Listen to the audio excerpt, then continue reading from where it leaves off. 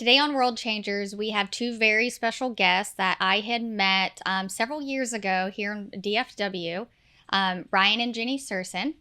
So they are the founder of the G.I.V.E project, which we'll get into here in just a second. They are building a powerful network of individuals and churches to combat homelessness and human trafficking while empowering Christians to share the gospel of Jesus Christ. Their goal is to utilize practical resources that guide people towards transformed lives. The compassion kits that they developed offer easy-to-use tools that create a profound impact even while on the go. And they also feature a QR code linking to a network of resources across the U.S., furthering assisting those who reach to take on to the next steps. So tune in right after this intro.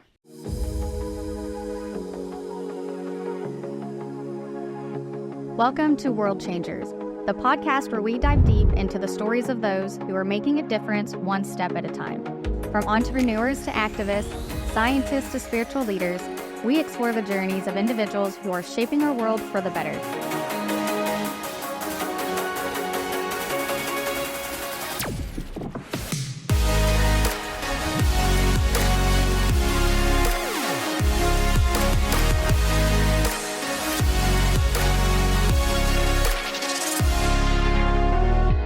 Join us as we uncover the inspiration, challenges, and triumphs behind their remarkable contributions.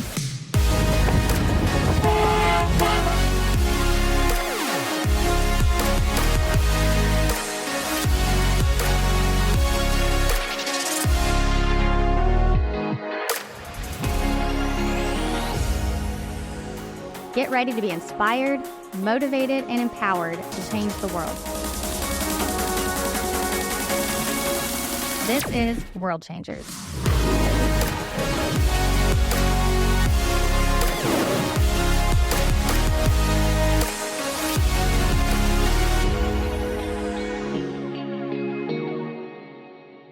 All right. So thank you so much for being on the show today. I'm really excited about it. Yes, glad to be me here. too. Glad to be here. I think back on when I originally met you two, it was through a mutual friend, actually during Snowmageddon. Yep.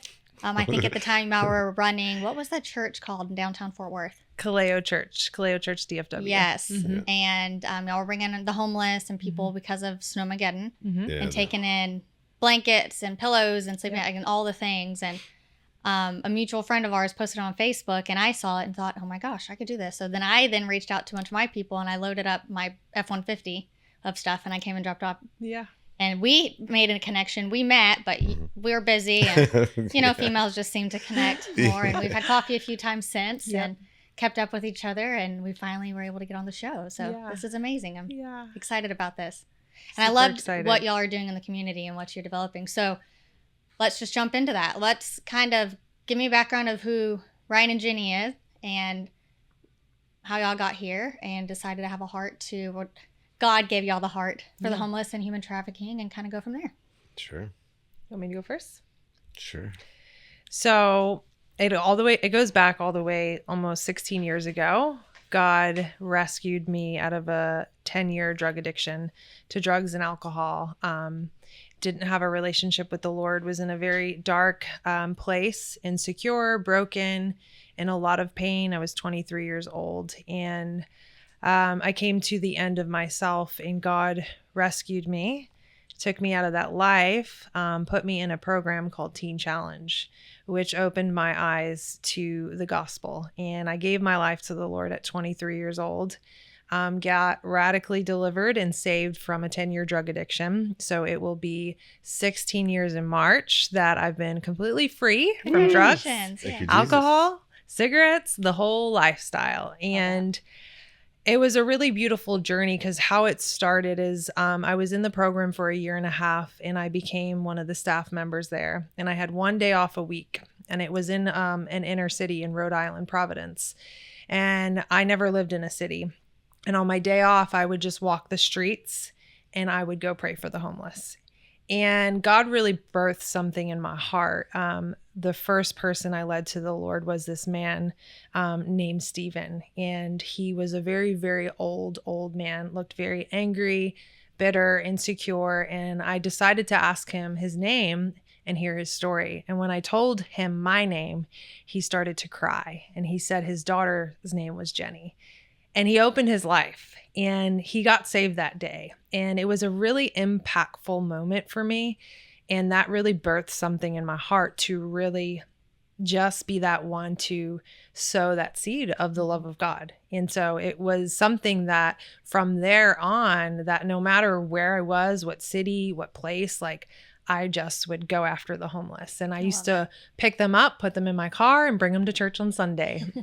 And my pastor would save me a row because I always brought the people that were either like drunk or smelt bad or whatever, and I would just bring them to church. And so all these years later, God had brought us together, now 7.5 years, really with the same heart, the same vision. And we decided to, plant a church in the North Side at that time, in that area, specifically to really just share the gospel with those who are broken. As an outreach center. Mm-hmm. And then his story a little bit. You can share your just... I was raised going to church, but there was a lot of brokenness and things like that. Mm-hmm. And so I ended up getting into drugs and running around the streets and things like that. So I got saved almost 22 years old. So more years in the Lord than out right now. Mm-hmm. And that conversion experience is an amazing testament I don't want to share right now. But it was like a Paul on the road to Damascus type of thing. I mean, I was literally in a really bad spot and God just came and ripped me out of there overnight. And under the fear of the Lord, a lot of people come with the love of God. I got that later. Mm-hmm. But I was trembling with that experience. Kind of like Paul. He's like, whoa, who are you, Lord? Okay, I'll follow you.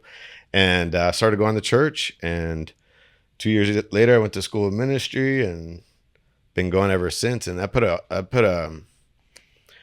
first, I didn't really have a passion just for the homeless, but really gang members and people who were drug addicts and in the streets and running that kind of life that I was around. I wasn't a gang member or anything, but I was around a lot of stuff. Yeah, the hurt people. Yeah. And so I wanted to reach those that seemed difficult to reach, hard to reach, or impossible. And I've always, even if it's a problem child, that's like, I gravitate to the one that seems to be the hardest to work with, which isn't easy because they are hard to work with. Yeah. But the love of God and just knowing the potential that's in them has always had me, I don't know, reach out beyond the walls of, I guess, the walls of culture and the walls of what you should or shouldn't do, or what, even gang rules. Oh, you don't do it here, you don't go there, you don't say this. And I just walk in and I share them the love of God, right? And do things like tables. Yeah, flip the tables and but the cool thing is that they speak their mind. Yep. And they say what they mean. They don't dance around it. They don't kind of put on a show for you to please you. So I kind of like that. I can be just as real with Jesus and what I think. And so it actually allowed a lot of respect in those kind of conversations. And so between that and I've spent a lot of years working with the homeless and done mission works in third world countries and stuff around the world, that by the time we got to... And you spent a short season of being homeless yourself. Oh yeah, that too. Okay. Yeah, Tell us about there's that. so much. Yeah, so during those days that I was a drug addict, I'd gotten evicted out of multiple places due to parties and not paying the rent and all those kinds of things, and I was off and on homelessness for a while, where I would just like try to spend the night anywhere. Several times I'd always worked, so I was like a working problem. I was problematic in the way I lived, but I always had a strong work ethic, had a lot of jobs. But so I would get like an apartment, I'd get it furnished and I'd work and I'd get it up. But because of my addiction, I would end up getting evicted or losing everything or whatever, or get into drama. And so then I would be back into this. Several times I lived out of 2 suitcases. So I'd go from furnishing a whole place back into 2 suitcases and couch surfing and trying to stash them somewhere and hope no one finds my stuff to steal it. And I remember during that time, like the times I would feel hungry, I would get really angry. And I knew there was reasons why I was hungry, but I felt like for me, like when I was hungry, I would get angry and like that I should have a place to live. Like this, I know it was my fault, but I didn't really, you know what I mean? So I just was like, this shouldn't be, and, yeah, so that was my story. So when I came to the Lord, I ended up moving back home for a short few months, and then moving with my grandma for a couple months, and then someone else took me in, and until I got my own place again. And then from there, yeah. So I experienced that homelessness and having that survival mentality. And that is like getting out of that mentality, and different. It doesn't just have to be homelessness. It's just, it could be just an addiction. Could be any kind of thing. Just in life, and define all your addiction. responsibilities. It doesn't have to be drugs or alcohol. Yeah, exactly. Yeah. And so the Lord brought me out of that, all of those things. And now we just have a passion to help other people. So I think it gives us a large capacity to understand where people are, and to not just give like people things and say, oh, I feel bad, and just give them things. But we required them to follow Jesus, whether or not they first got a place to live, or whether or not they got a job, or whether or not anything else lined up first. We always said, look, you got to follow Jesus wherever you are, whatever state we find you in. We have the same approach with anybody, rich, poor, it doesn't matter. It's Jesus is this way. This is what we have to do if we're going to be followers of Jesus. And we got to see amazing things where people are getting changed, transformed, and changing the way they live and act before they ever anything else outside externally changed. And so I think that's a powerful thing to point out, because it's always been about empowering people, not enabling. Yeah. And it's easy just to give things. A lot of people now. Or get mad. Enabled. You should get a job. You should do this. Yep. You should do that. And just get mad. And it's like, no, we need to all get more education and understand how do we do this in a wise way to where we actually empower people to take those next steps. Well, and you said something really important right there is we just get mad at people because we don't understand and tell them do this, or this. I was talking to a friend just the other day actually about this. It's so funny. It's getting brought back up. Was the difference in generations, right? So I used to, before I moved, I helped lead 7th and 8th grade girls here in Fort Worth. And I mean, I don't even know what they call the new Generation Alpha, I think. I mean, they're a different breed. Yes. For sure. But you see, for example, like the baby boomers just looking down on even my generation of Gen X or millennials or whatever, and just saying, oh, you're doing this wrong. You should do this. Back when I was your age, da-da-da-da-da. And it's like, hold on, wait a second. Let's look at how this was formed. There is a lot of enabling. And let's understand each other instead of just pointing the fingers at everybody, saying you're doing this wrong, you're doing this wrong. Like, that's what's causing our division to begin with. Right. You should be this. You could have done that. I mean, just living in a whole other like, world. why is it always me against you? Yeah. Shouldn't be that way. So you mentioned home and you mentioned Rhode Island. So where are y'all originally from? How did y'all meet and end up in Fort Worth? So I'm originally from New Jersey, from the East Coast. He's originally from Pennsylvania, from the East Coast as well. He's been here for about 17 years. I was on the mission field, left, and was in Africa for some time. And 16 years ago, his mom was my spiritual mentor at Teen Challenge. Wow. Fast forward all these years later. And she knew her all those years, these years, she was a mentor. Yeah. And the beautiful part is when I was overseas in Africa, she was praying for us for 2 years. And the Lord spoke to her about me marrying her son. She never told anyone. She prayed. And I was over in Africa, and we started talking when I was overseas. So that whole 6 months I was over there, we talked every day for a long time. And 2 to 4 hours a day, every single day. I moved literally from the mission field to Texas and got a place to stay. And then within like a few weeks, we got engaged and we planned a wedding in 6 weeks and we got married. Gosh, I love that. Yep. And God brought us together. Same heart, same mission, like same value system. Like we knew we wanted to give our life to the gospel and whatever it looked like, you know, we consider ourselves just missionaries here, you know, being on mission and just being able to show the love of God anywhere. Well, ultimately, that's what we are. Right. While we're on this earth. We're missionaries. We're like his disciples. That's right. We all are. Wherever sphere of influence or place, that's what we're doing. I love that. I absolutely love that. How I ended up in Fort Worth was I was on a human trafficking mission trip in Belize. Oh, okay. And God came to me in a dream in Belize. Never for sure said the words Fort Worth. He actually said Lavender, which Lavender, Texas is kind of on your way to Waco. I went and visited one time. Whole different story for a whole nother time. But it was just the peace and what I saw around me. And I kept praying on that, and I had another dream come and clarify it. So 2 months later, after I got back from Belize, I was here in Fort Worth. I didn't know a single person. I was never going to live in the city, just like you said. Yeah. I was never going to live in the city. I'm from small country town. Yeah. And it's been being here that God's been able to work on me, almost had to get me out of my comfort zone and be able to fully work on me of what's next. And it's neat to see. Sometimes that takes 10 years to see it all unfolding. But whenever you get there and you look back, you're like, wow, God. The times I thought I was dying, right? Yeah. The times I thought life was unfair and I was playing the victim card. You had this planned out the whole time. So that's pretty amazing. I love that. They remember that going forward, you know, as you have that history of realizing the ways of God, right? Teach me your ways, O Lord, that I may know you. And it's like, okay, here's my ways. I don't want it. Now, don't forget it, because I found like over the years, there's a joy in watching it just unfold versus trying to force it to unfold or just sit around waiting, hope it one, you know, any extreme. And it's like, no, we're watching actively, participating in the unfolding of it all. And the journey, not just the destination, is the joy. Absolutely. Okay, so let's dive into ministry first. Kind of talking about the churches, and then we'll dive into how this project unfolded. Yeah. Okay. So we started Kaleo Church, 6 years ago now? 6 years ago? Yeah. 6.5. We planted the church. We met 2.5 years in a park. And then we met 2.5 years in Northside in a building. And then we met in our home.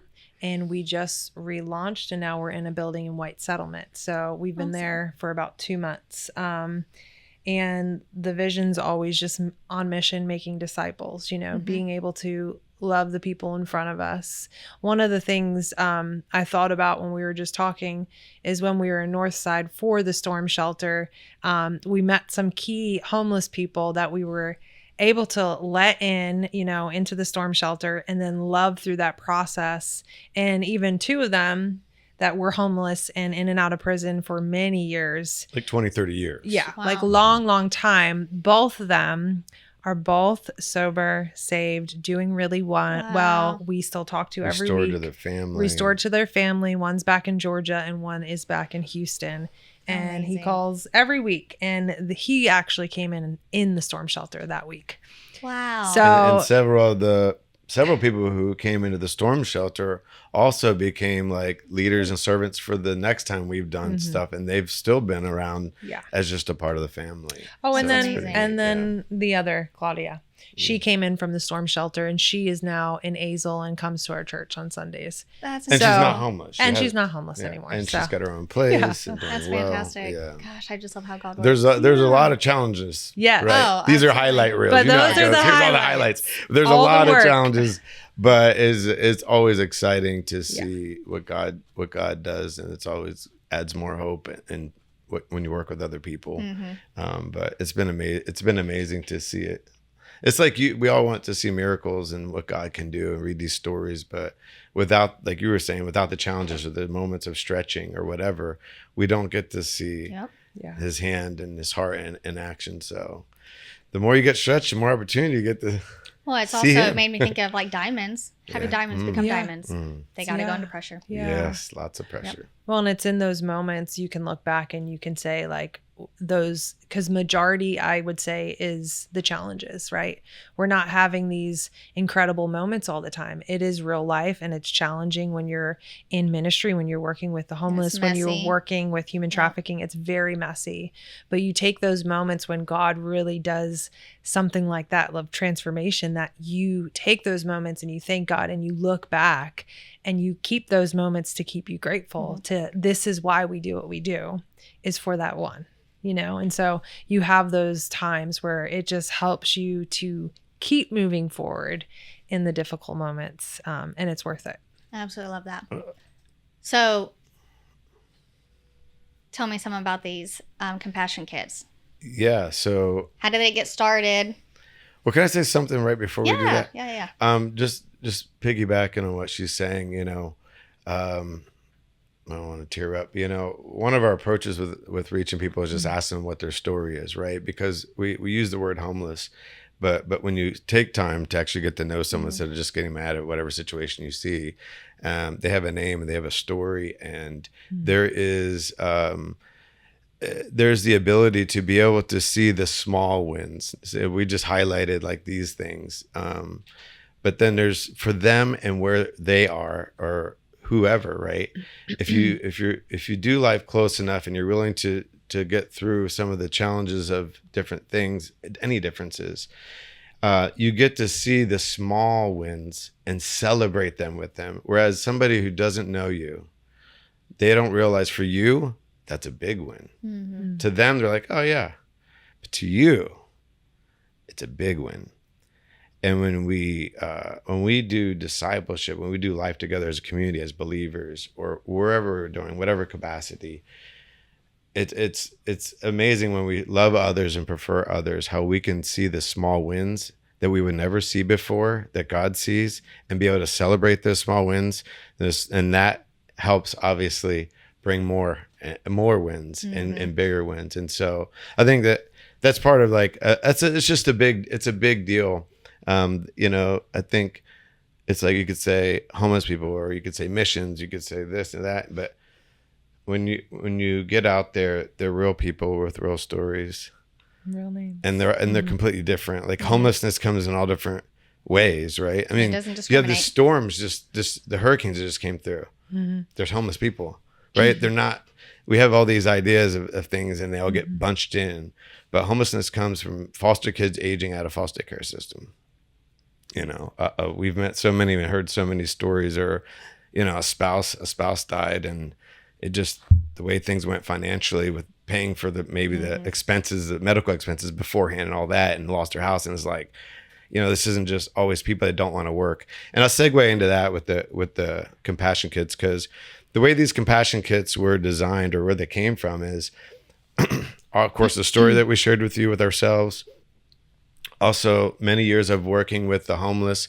And then the last couple of years, just really focusing a lot more in education, actually realizing how much more of an impact we can make when we realize who's actually being trafficked. Mm-hmm. And we've been working with the homeless for a long time, and we realized things we didn't realize trafficking the way it really is. And so even though we were working with people and, in a sense, helping them out of trafficking situations, was not really realizing it with prostitutes and things like that. Now we're like, oh no, we know what to look for, and we can actually help more, know what to do, what not to do in those situations, and then of course empower others to do the same. And so out of those two, like, social injustices and helping other churches, like our outreach center really helped other churches as well, who didn't maybe have a strong outreach arm, or maybe not that particular one, but there were people in other congregations that like really have a heart for what we were doing, and they would come and learn how to do what we were doing. And so over time, we've always had a passion to empower other churches. And so through the different things we've done and empowering other churches, we created these compassion kits, and they're basically a toiletry kit. It's got different toiletries in it. Also has the gospel in it, because we're about sharing the gospel and making it easy for others who aren't real confident in sharing the gospel to share the gospel. And it's in English, it's in Spanish. There's a lot of good things in there. It's got a QR code on there. You mentioned, I think in the beginning, the QR code allows anybody throughout the U.S. to go punch a zip code in there and at least find some additional resources. So that way, again, shelters, it's not just giving something out for them, which is good, but we want to help encourage everybody by giving them hope. We want to give them hope that there's more that God has for their lives. There's more in life to be had. We want to give them tools to actually take the next step, or at least make it real clear. Sometimes in life, we're like, well, what's the next step? But when you have a clear, at least next step, then that's better than not showing which way, because there's too many things to tackle.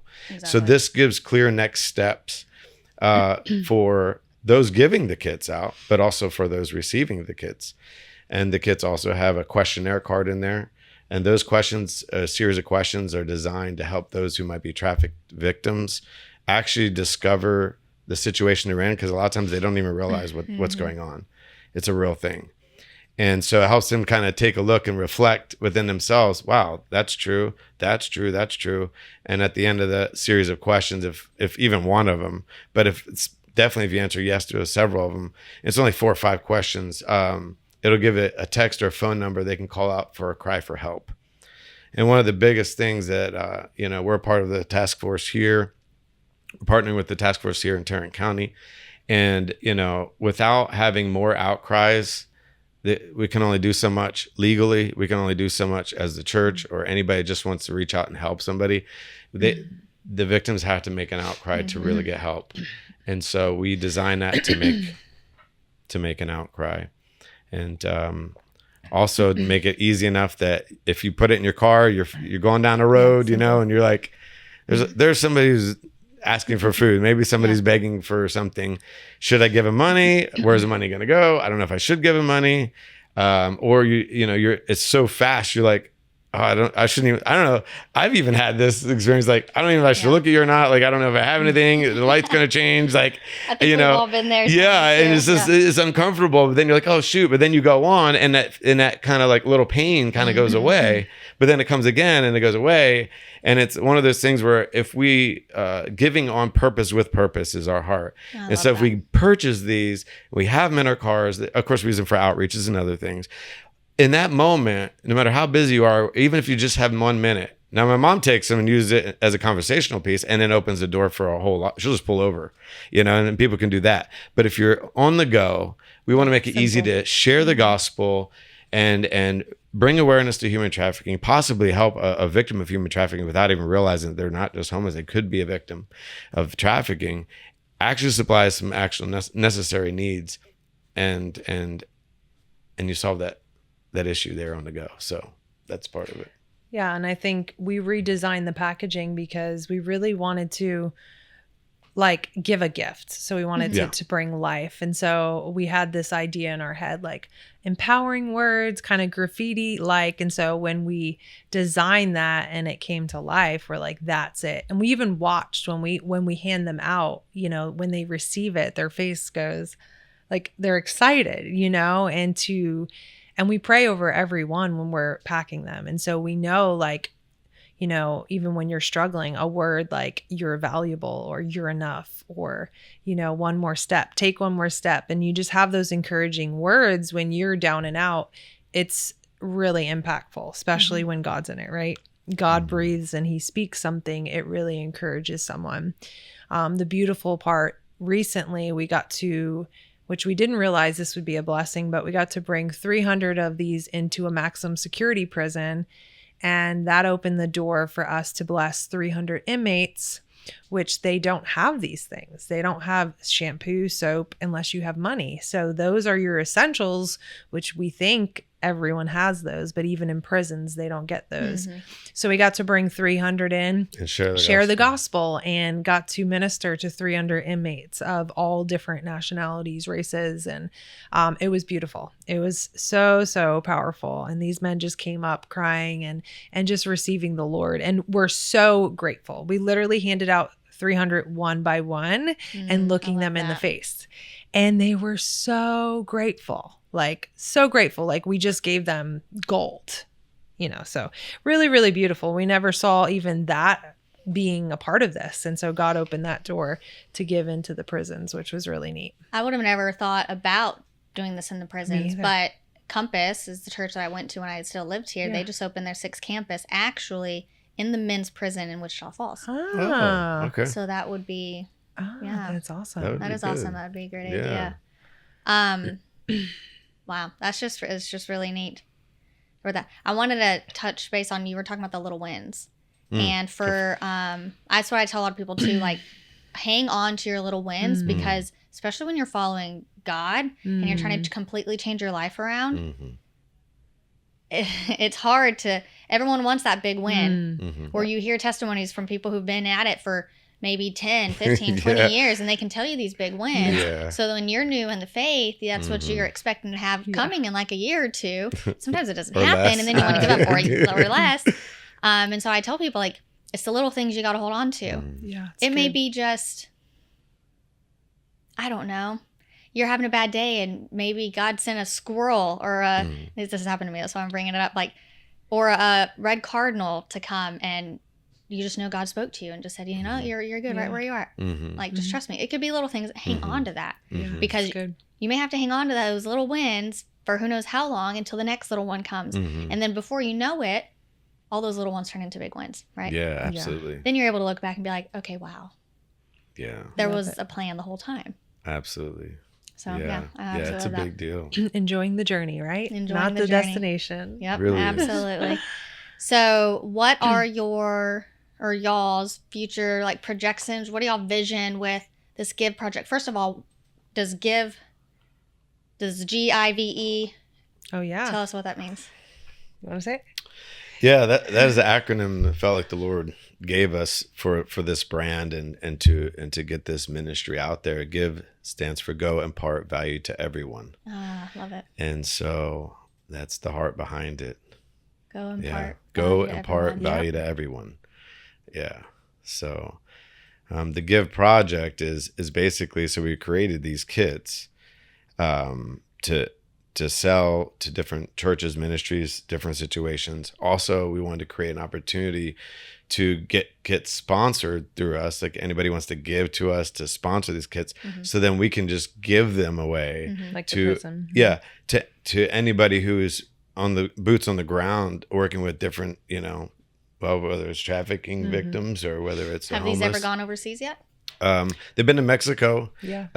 We have Refuge Cleo has a center. refugee center on the border, in Reynosa, Mexico, and so we have given them there. And that's the thing about they're in English and Spanish. Everything's in English and Spanish, so you're at least covering, the language barrier sometimes too. Yeah, if you don't really know, but you see someone, it's like, well, the gospel's in both Spanish and English. The words, the encouraging words, are in Spanish and English. So yeah, I love that. And so. Did you want me to share about the Give project? Or Yeah. So that's the product, but the vision of the Give project is really to get this product out to everybody and empower and mobilize the church on a large scale.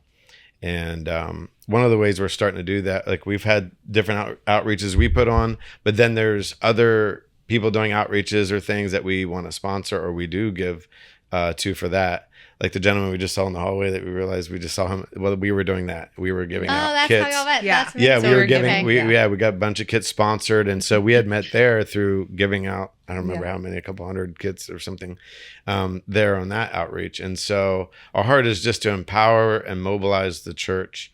And so something we have coming up is, and some of this I didn't even know, even though we worked with homeless for a while, is one time a year. There's a count that HUD requires of as many homeless people as possible through every city throughout the whole United States to go out that night and count how many homeless are there and if they are willing to do kind of a survey to see what we can better do to help them out of homelessness.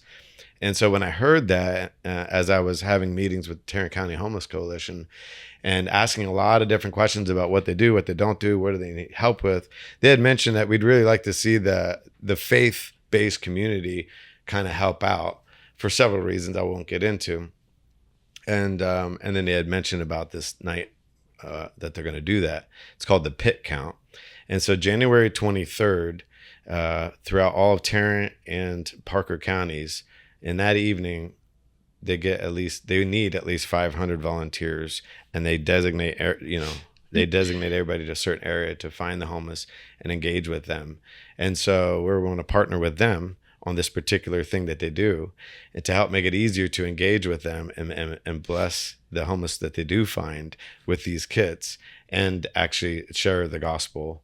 And one of the things they needed is some people also that would be willing to actually care about what they're doing as they go out too. So as we found out the needs there and how the Give project and our vision here actually goes really well with that, we were going to launch a multi-citywide outreach in conjunction with that event, with getting as many churches as possible or many Christians as possible from throughout all these counties to go ahead and sponsor 2,500 of these kits.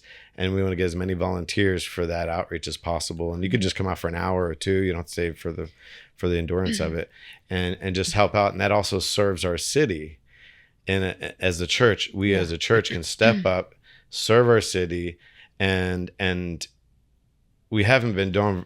They haven't been getting the counts that they know we need to be getting. And sometimes that affects the amount of funding we can also get as a city to be able to help the homeless population get out of homelessness and other things. So in a lot of ways, I think it's a super valuable opportunity. Well, yeah. And so you can sign up on our website, givevalue.org. You can sign up to volunteer. We need 100 volunteers for that day. At least 100 add to what they're and short. then 2,500 compassion kits you could, right? 2,500? Okay. And you can sponsor on there. So you can go on the website, you can sponsor and put that outreach in the memo and sponsor the kits, and that will go out to all the volunteers. So we can actually not just go, counting, but we can go in love and have a gift. As well. So that's the so upcoming. we're blessing the volunteers to be a blessing wherever they go that evening. And that's so amazing because the ripple effect that can have. Oh yeah. And while we're doing that, we're talking about world changers. So we're talking about human trafficking. So as we're sharing, whether some volunteers they give or not, just getting out there or things like this, we're able to say, human trafficking is an issue. And in Texas, this is one of the top states in the United States with that issue. And right here in DFW is a big thing. So, and then a lot of times it's this thing where it's like, I don't, it's such a big task, or it's seems overwhelming, or where do I even begin? And it's like, you can begin by just hearing that it's an issue. And then here, it's like, you can actually do something. We made it like our 5-year-old gives these out. Yeah. Right. So anybody can literally make a difference. Even if you don't understand it all, you can make a difference. Absolutely love that. So thank you so much for coming on the show. Yeah. I just want to say one more thing, because I think with homeless, and the power of this is that we're just sowing seeds of love. And the thing is, we don't know if in that moment that seed is going to water up and they're ready to get out of there. And so you just don't know that moment when you meet them, you hand them something that they say, I'm done, I'm ready. And it's like, you never know that moment. So we just plant seeds in love and we let God do the rest, and things happen. So I just wanted to share that. Was an amazing closing. Yeah, absolutely. So yes, I loved hearing more about the Give Project. And if you're wanting to help make an impact, partner with the Give Project, we'll have the website down below in the comments of how you can get connected. If you want to know more about this, I'll also have how you can contact the two of you, or even reach out to me. But acknowledging that this is a worldwide problem, and it's not just here in America, and it's not just here in Texas, it's literally in your backyard. And recognize it, and doing something about it as a whole is whenever we're going to be able to start making a ripple effect to make the world become different and become real world changers. So thank you so much. Yes, absolutely. Appreciate you guys.